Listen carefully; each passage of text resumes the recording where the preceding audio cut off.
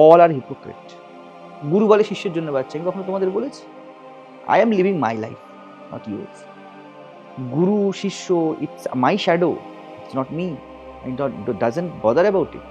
ঠিক তেমন যেই মুহূর্তে থেকে ব্যক্তি নিজের কনভিকশনে বাঁচতে শুরু করে, he is the responsible person according to me.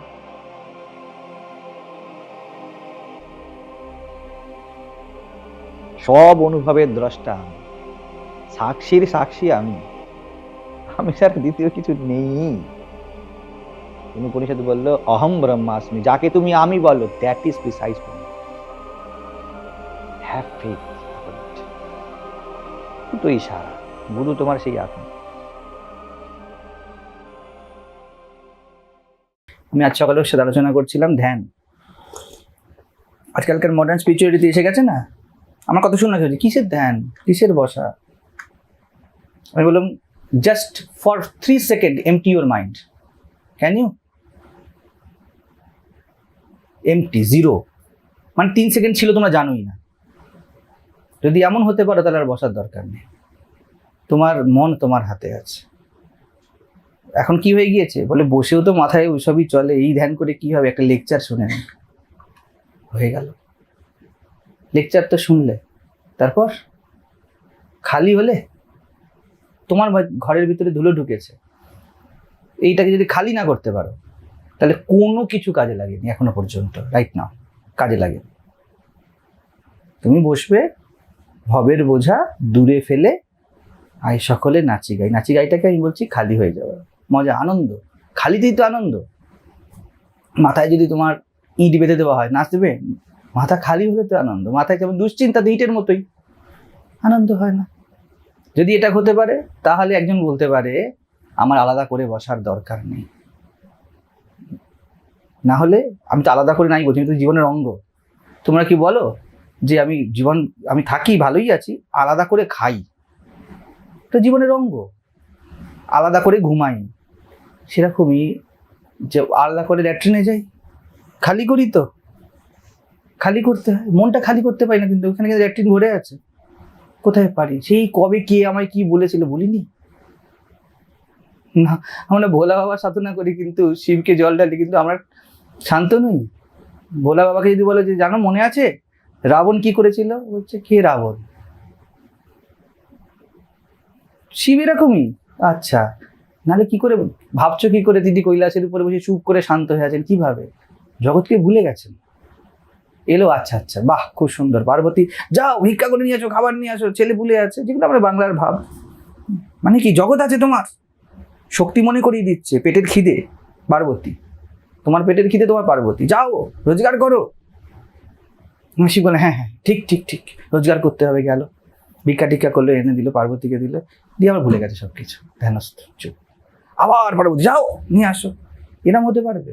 যখন ইস্যুগুলো এলো তখনই তুমি তোমার শরীরের জন্য বা জগতের জন্য জোগাড় করতে পারলে। যে ইস্যুগুলো চলে গেল তুমিও ধ্যানস্থ হয়ে গেলে। বলে মহারাজ আমার তো ইস্যু যাই না।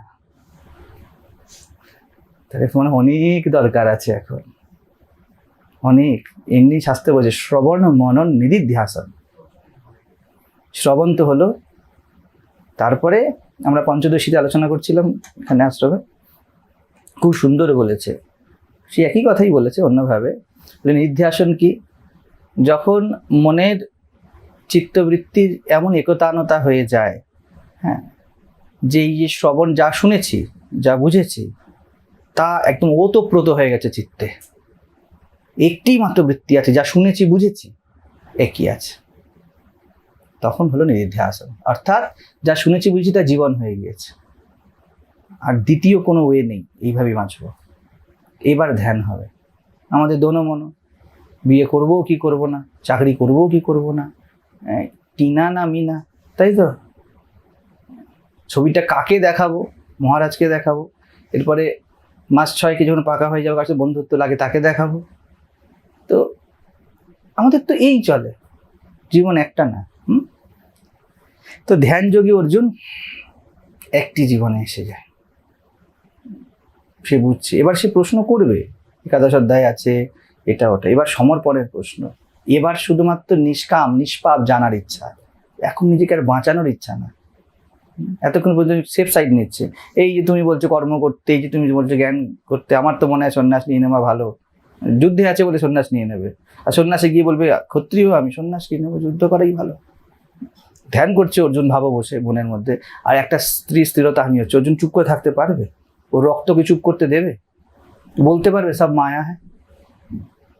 কৃষ্ণ জানে, বলে দাঁড়াও, তুমি তোমার কাজটা ঠিক মতো করো, ওই যে আগে সংশোধন করো, নিজের স্ট্যান্ডটা দেখে নাও।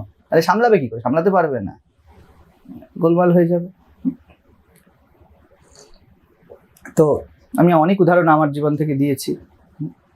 যং লব্ধা, যা পেলে, আর কোনো পাওয়াকে অধিক বলে মনে হয় না। নিজেকে পেয়ে গেলে নিজের, আমি আগের দিন বলছিলাম বিভিন্ন ইস্যু, আশ্রম আছে, এই তো জগৎ, এছাড়া কি? এই আমরা বলছি কোন দিক থেকে? যদি এই যে তোমার সাথে কথা বলছি, তুমি কিছু বুঝছো তো? এই যে বোধটা তোমাদের মধ্যে যাচ্ছে, এখানে যদি একটা হাতি, একটা গন্ডার, একটা ছাগল, সেও যদি এই কথাগুলি বলে এবং তুই চোখ বন্ধ, তোমাদের কানে যাচ্ছে, সে একই তো এফেক্ট দেবে। ওই যে সূক্ষ্ম জায়গায় এফেক্ট দিলে ওইখানে অদ্বৈত জ্ঞানপীঠ, বাকি কিন্তু সব এক। এখানেও সেই কুমড়ো কাটা হচ্ছে, এখানেও সেই পুঁই শাক আসছে, আলাদা কিছু নেই। এখান থেকেও সরকার বলছে ট্যাক্স দাও, ইলেকট্রিসিটি বলছে, অফিস বলছে বিল দাও, তোমাদের যে এখানেও তা।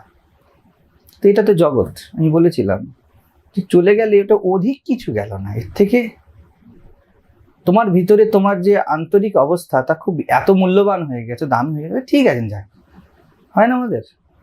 তুমি মেন জিনিসটা পেয়ে গেছো, ও কাগজগুলো নিয়ে গেলেও নিয়ে যাক, মেন কাগজটা আমি পেয়ে গিয়েছি। যেমন দেখবে এই দুর্গাপুজো হয়ে যাবে, প্যান্ডেলগুলো খুলে দেবে, অনেক স্ক্র্যাপ চারদিকে পড়ে থাকে, তো এই বাচ্চারা এসে কোড়ায়, তাই না? থার্মোকলের হোক, কাপড়ের হোক, দেখবি সব পড়ে থাকবে, কোড়াবে। প্যান্ডেলগুলো নিজের শার্টটা নিয়ে চলে গেছে, নিয়ে যাক, ওর সামনেই তুলছে, ও কিন্তু ঝামেলা করছে না। সাধারণ মানুষ আর এক আধ্যাত্মিক মানুষের মধ্যে এটাই পার্থক্য। যং লব্ধা চা পরম লাভম চ অপরম লাভম, যা পেলে, কি পেয়েছে প্যান্ডেলওয়ালা? টাকা। আর নিজের যে মেন্স যেগুলো খুলে নিয়ে চলে যাচ্ছে, নিয়ে যাক। চারটে দড়ি গেছে তো গেছে, দড়ি তুলে যাবে, দড়িগুলো কি আর প্যান্ডেলওয়ালার দড়ি? ও যা পেয়ে গিয়েছে, 2 লাখ টাকা পেয়েছে, ও ছাড় ভাই, সব উসুল হয়ে গেছে। ঠিক তেমন এখানে যদি উসুল হয়ে যায়, একটাই উসুল, ভিতরে একটা ভরা ভাব আছে, চাই নেই, উসুল হয়ে যাবে। এইটাই পৌঁছাতে হবে যদি জগতের দ্বন্দ্ব অতিক্রম করতে হয়। যেখানেই অভাব, চাই থেকে যাবে, যতই থাক তোমার।